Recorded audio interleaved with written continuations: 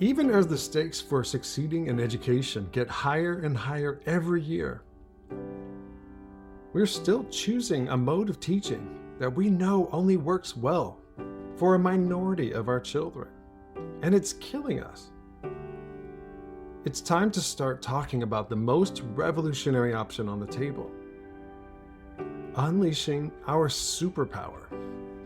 Nothing, absolutely nothing, approaches the effectiveness of tutoring. It would be really hard to find an educational intervention that has the same rigorous research base and potential to improve student outcomes as tutoring does. Tutoring, lots and lots of tutoring.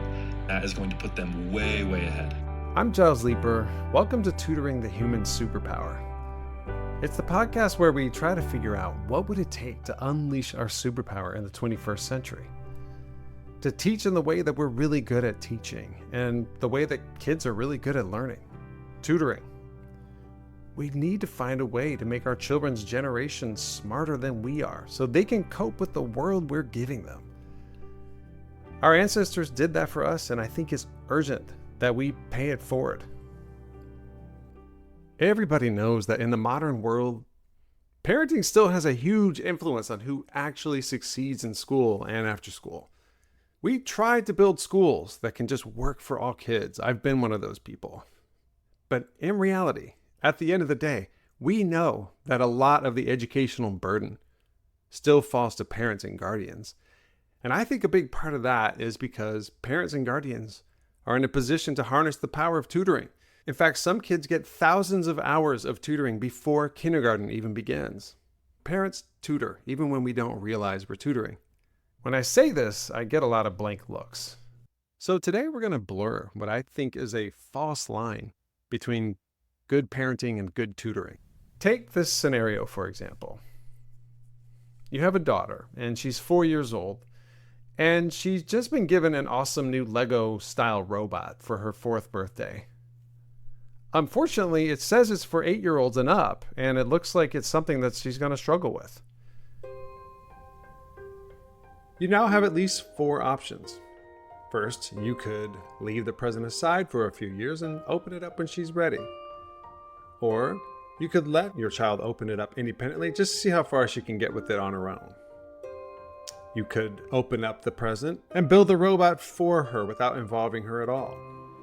Or you could open it up together and commit to being fully present and supportive as she tackles the challenge herself. My guest today, Professor Stuart Hammond, has evidence that this could be a surprisingly momentous decision that you're about to make for your daughter. Okay, maybe that's just a tad overdramatic. A decision like this on any given day might not amount to much. But Hammon and his team have evidence that a pattern of decisions like this one over time probably does have a significant impact on a child's brain development. Specifically, this Lego-style robot scenario is an opportunity for something called scaffolding. Scaffolding is a deceptively simple concept in education. It basically means providing just the right amount of support temporarily for a learner to complete something they wouldn't have been able to do without help. If you chose the option where she would be completing this building challenge, but with your help, then you were choosing to scaffold for her. And that's tutoring.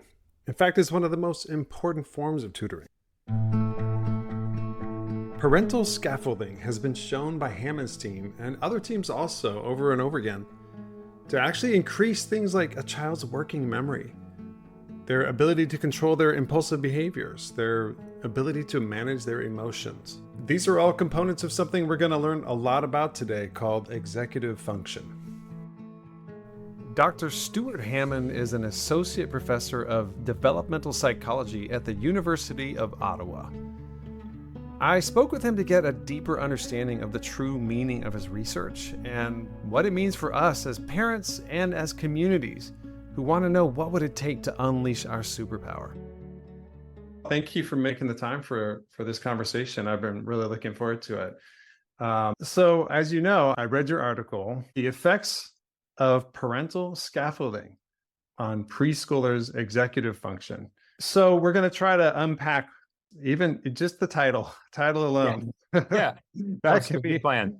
Yeah. So let's start with executive function. What is it and why is it important?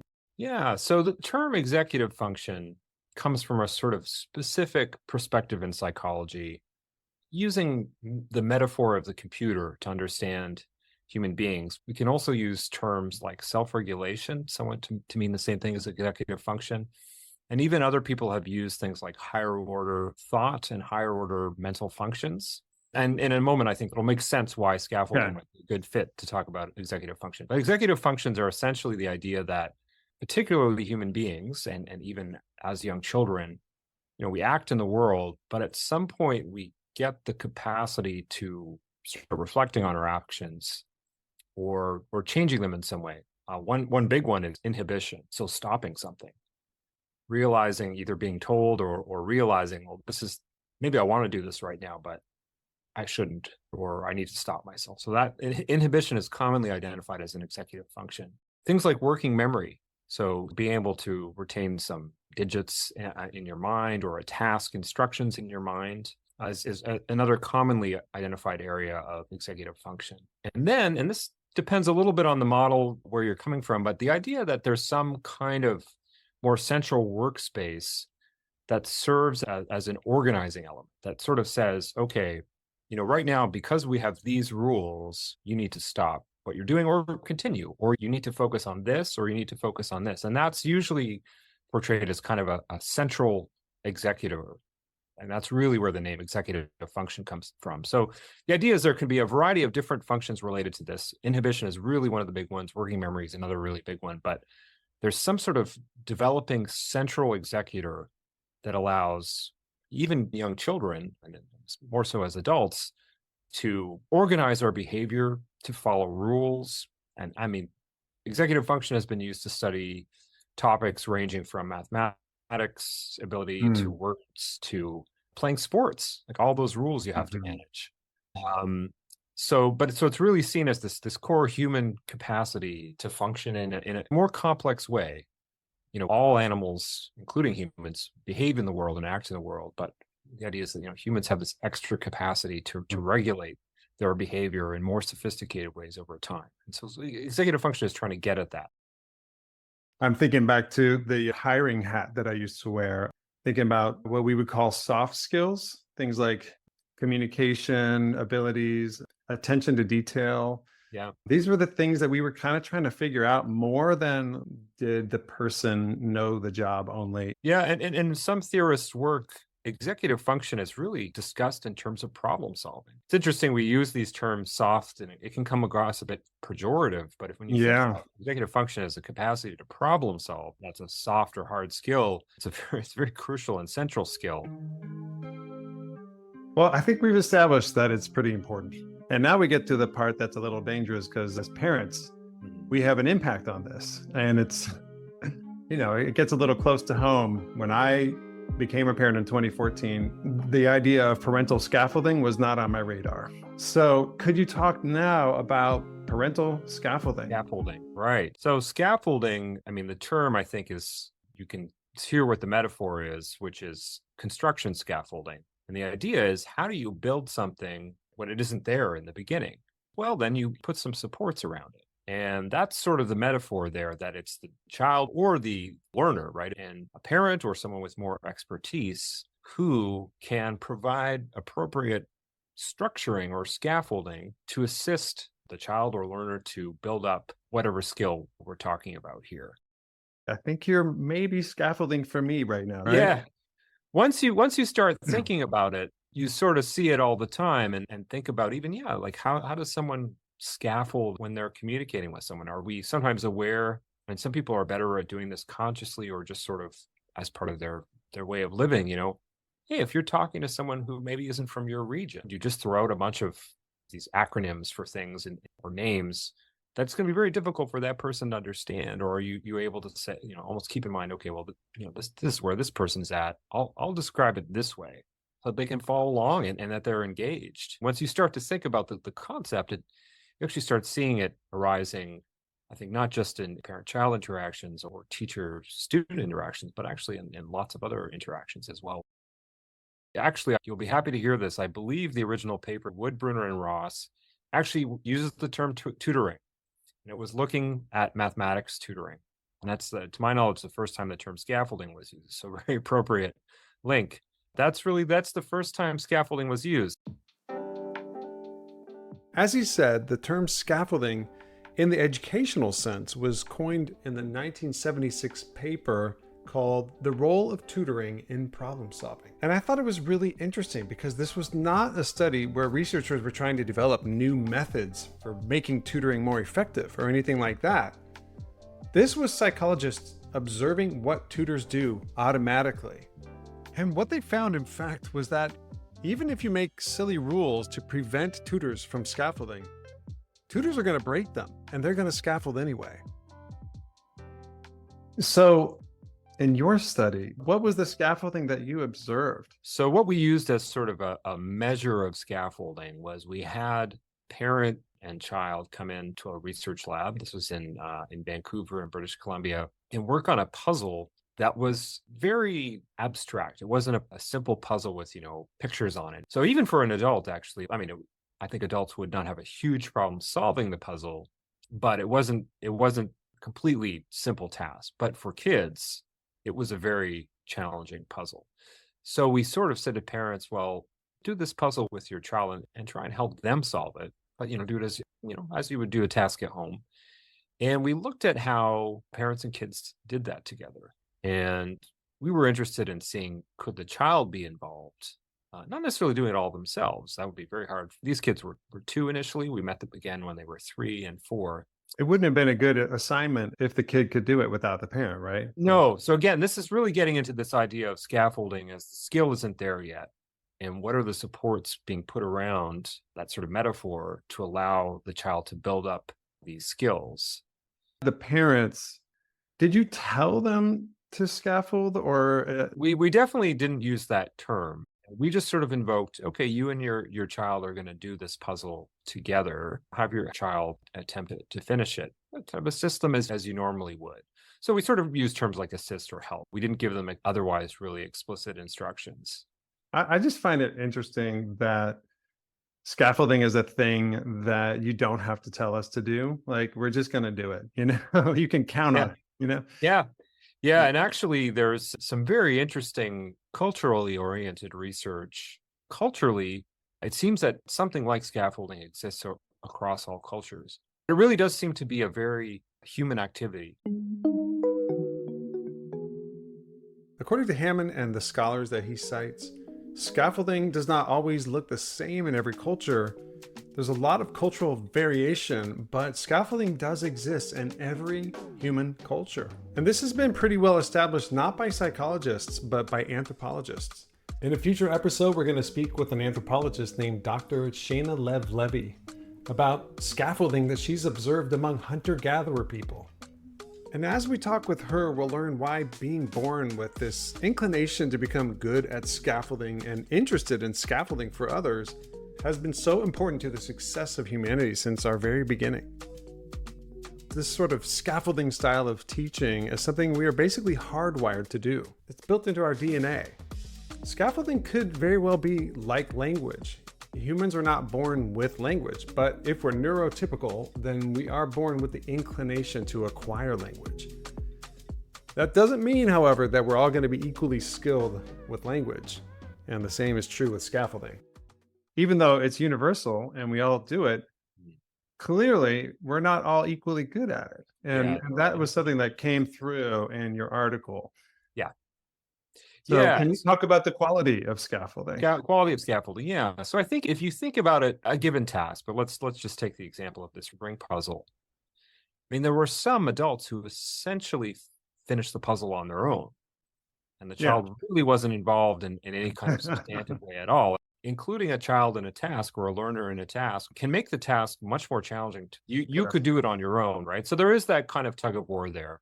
The idea is then, so does the child at one extreme, are they involved at all? Another possibility would be to essentially completely hands off and let the child attempt everything themselves. Now, as I've said, this particular puzzle we used in our study was so difficult for a 2 or even a 3 or 4 year old that just wasn't going to work either.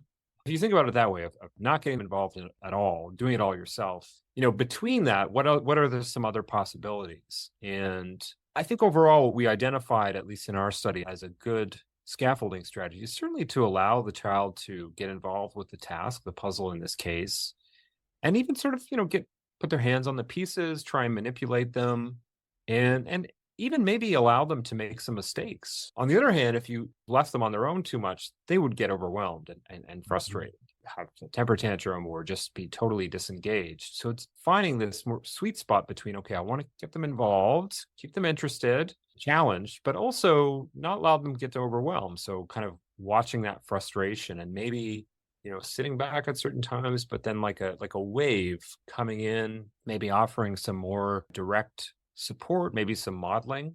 Scaffolding is kind of it's an interaction.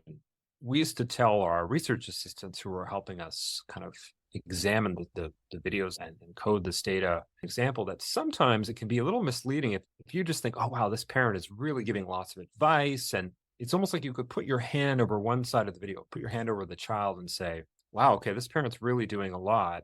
Oh, maybe they're a very good scaffolder. And then you take your hand off and you realize it's not working for this kid. I really love Stuart Hammond's use of the analogy of the waves here. A good scaffolder comes in to assist and simplify, and then they recede to simply watch the learner struggle to make their own connections. But they're ready to come back in. This scaffolding wave can come crashing in with more direct and obvious support, or it can come in very gently with subtle hints instead. But whether the wave of support is appropriate and skillful or not depends on the child and how the child is responding. Scaffolding is an interaction. A tutor's decision to crash in and take charge can be good scaffolding, but only if it's clear that that's what the learner is needing in that moment. And this depends on whether the tutor is deeply understanding what is going on in the learner's mind or not. Psychologists call this ability to intuitively understand what is going on in another person's mind reading, or having a theory of mind. This brings up something that goes to the heart of what makes tutoring special, which is this theory of mind thing and this mind reading thing that happens. It seems like to some extent what you were gauging was how linked their minds were and how accurate the theory of mind was. Yeah. That's right. Actually, it's interesting you bring that up because this larger study really was on executive functioning, scaffolding, and theory of mind. We were looking at all of these things. Okay. And even thinking about conceptually, how are all these things related? Right. So you're right. So to sum it up, if the parent was number one, willing to exert some effort to scaffold, and number two, skillfully reading their child's mind to time their waves of assistance the most helpfully, then Hammond and his team called that parent a good scaffolder. And what they found was that good scaffolders made a difference for their children's brains in the long run, which is kind of amazing considering that they just saw them do one puzzle with their child on one given day. This puzzle, okay, we're really looking at this one small thing, but we're hoping that this is a good kind of metric for how lots of other things are happening, of how this parent and child work together normally. We found that, that scaffolding component could predict improvements in executive function and problem solving in subsequent years. And we met with these kids again at 3 and 4 years of age. So still in this younger period, but again, it kind of makes sense. The scaffolding process of managing the child's frustration and or assisting them in doing so, letting them experience some frustration too, for example, not being overly intrusive. Well, that's sort of building the practice of good executive functioning in the child. So I think that's why we found those connections.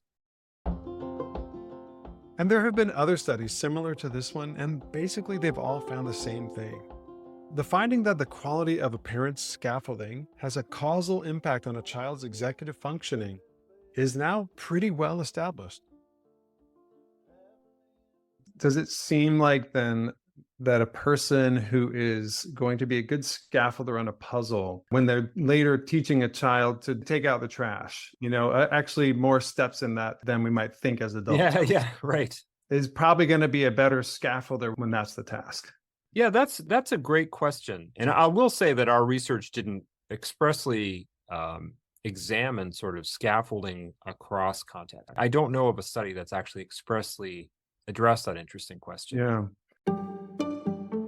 Like you could imagine people in the past living their lives without puzzles and without mathematics, whereas taking care of life in a community, chores has clearly been necessary for an extremely long time, before things like mathematics were invented. So although the term scaffolding has its origins in the tutoring literature and in sort of this more academic context, I think it's gradually been expanded to apply to these real life contexts, and seems to fit really, really well with things like chores in the home, but scaffolding how people solve problems, whether that's a fairly abstract problem that really doesn't matter so much if you finish a puzzle or not. Your math homework is important if you're in Right. school, and you got to get it done, and you're going to get at least in our school systems, a grade and ranked in some kind of way. And then there's the life of the house or life of the community, and there's room for scaffolding there. So it makes sense to think about the concept in all of these contexts. I guess it kind of gets to what I alluded to before about how this affected me, where I took this, because I had to sort of take it and apply it to my life. And I felt like, okay, I want to do a good job for the executive function of my children. Seems Right. important. So I started doing more puzzles with my kids. And I guess what kind of dawned on me as I was doing puzzles was that I wasn't just teaching them how to do puzzles. It might seem obvious to some people, but it wasn't obvious to me at the time. It was a big epiphany for me to realize that if you coach them on how to achieve one goal, then when they're trying to achieve goals and you're not there to help them achieve goals, Yeah. they've still got some coaching in their pocket, I guess, that I Yeah. can hope is useful to them. That makes sense. And I think that's true, that I think in so many different tasks we do together with kids as parents or as tutors, it's not just the content at hand, the puzzle or reading the book together, but you're also conveying, and I think executive function is a useful way to think about this. You're perhaps building up some more general skills to the child that extend beyond the particular content or specifics of what you're doing together. I think maybe it's a good time for me just to mention that although this metaphor term scaffolding emerged in psychology in about the 1970s, the ideas related to it actually came about much, much earlier in the 1930s with a theorist, Russian or Soviet at the time, theorist named Lev Vygotsky. Vygotsky is really the one who really brought psychologists' attention to what we now call scaffolding. And he really did see it in sort of the general way that you're thinking about, that it really applies to this kind of social learning and the capacity of a more expert learner to structure things appropriately for the child really has a huge impact on their learning.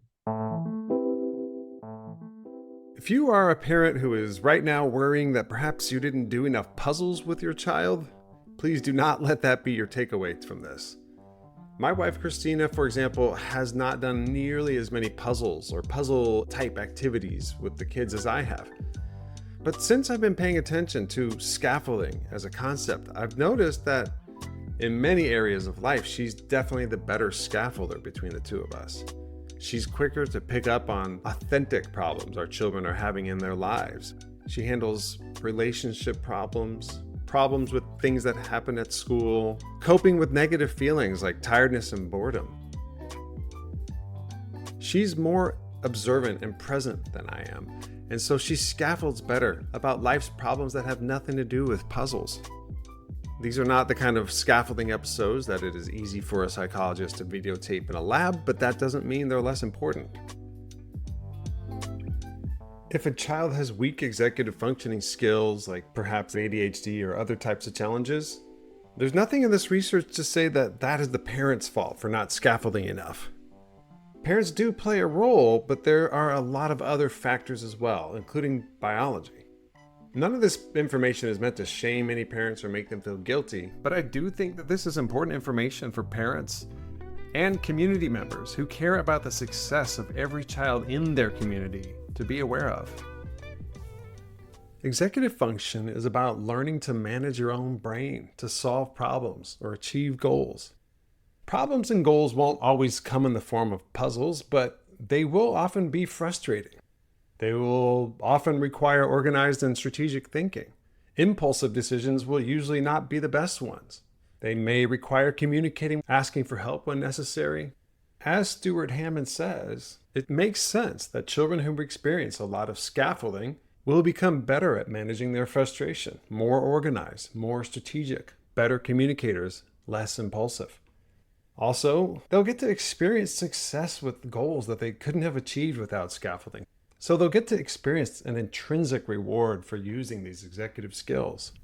If you're a parent and you are still listening to this highly academic podcast, there's a very good chance that your children have experienced quite a lot of scaffolding, whether you were aware of it at the time or not.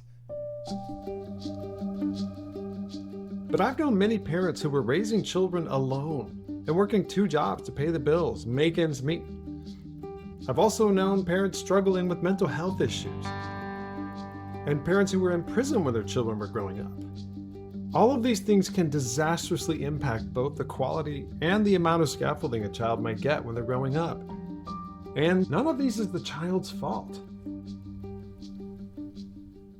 The other thing that came up when I thought about this, of course, is that it has real equity connotations in that, well, we don't all get the same quality of scaffolding at home. Right. And yet there's a huge amount of literature out there that I have found about the impacts of executive function on how children do in school. I haven't found very much about how school affects executive function. There seems to be this idea that the executive function is the domain of the parent, and if it's not there, Right.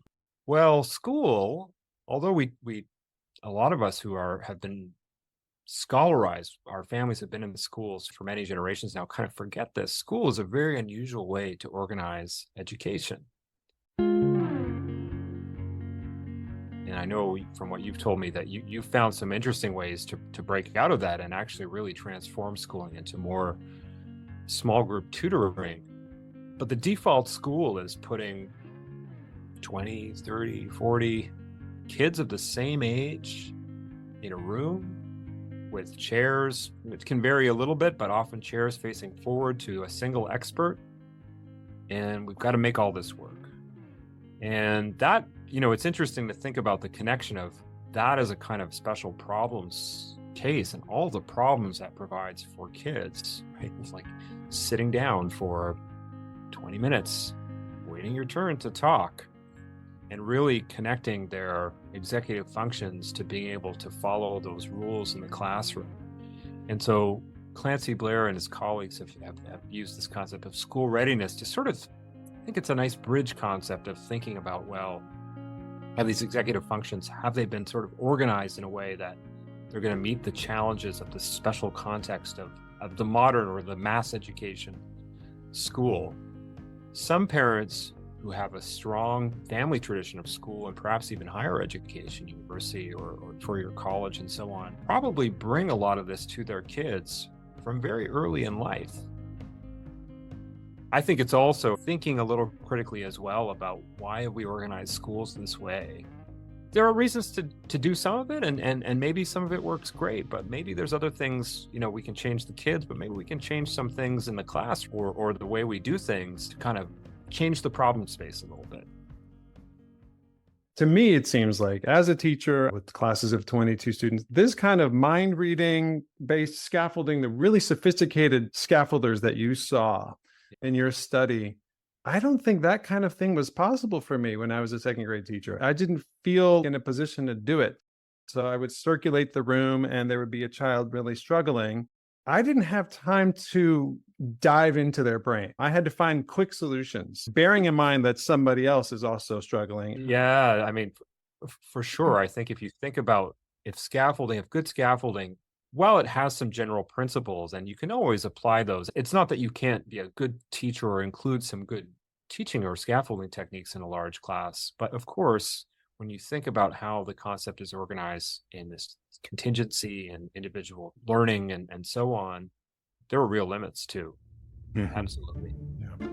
This point I'm making might get me in trouble with some listeners.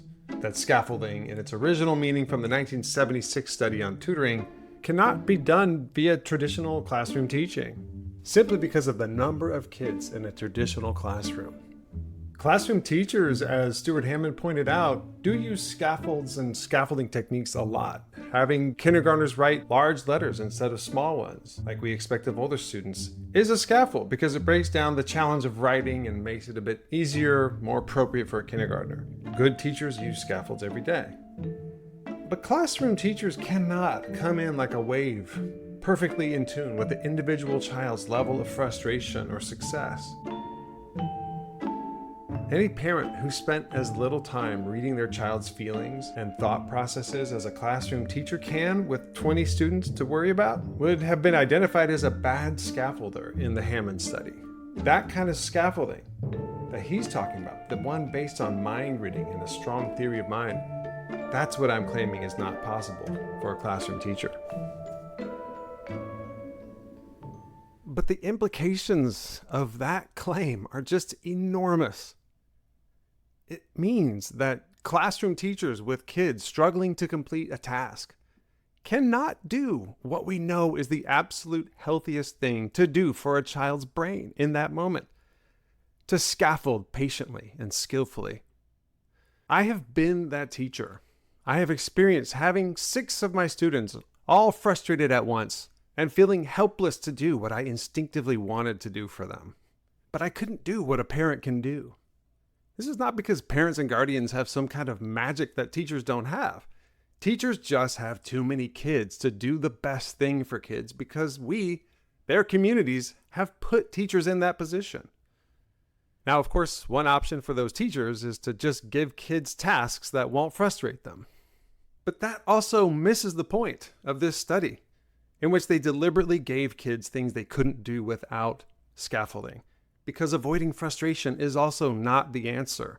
We don't learn very much from tasks that don't challenge us.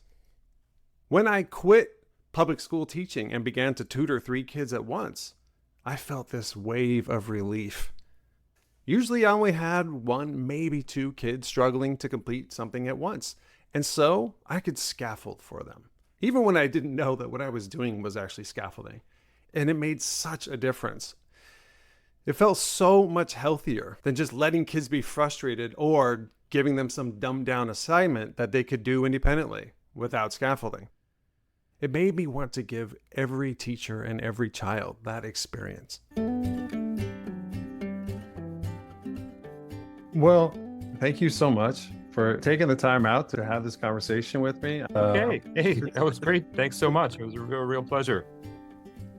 At the end of interviews on this podcast, I like to offer my 2 cents about what we've learned from our expert and how it deepened my understanding of what it would take to unleash our superpower.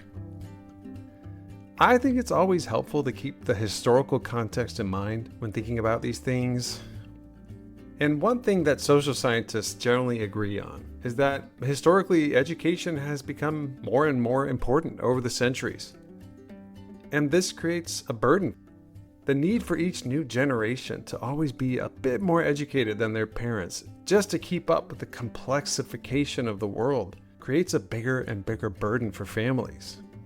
As that burden grows, the most successful communities have been the ones that have banded together, communalized important educational burdens. In the 19th century, the future was brightest for the communities that communalized primary school. It had always been a private or a family burden, but it became a shared one that the entire community invested in.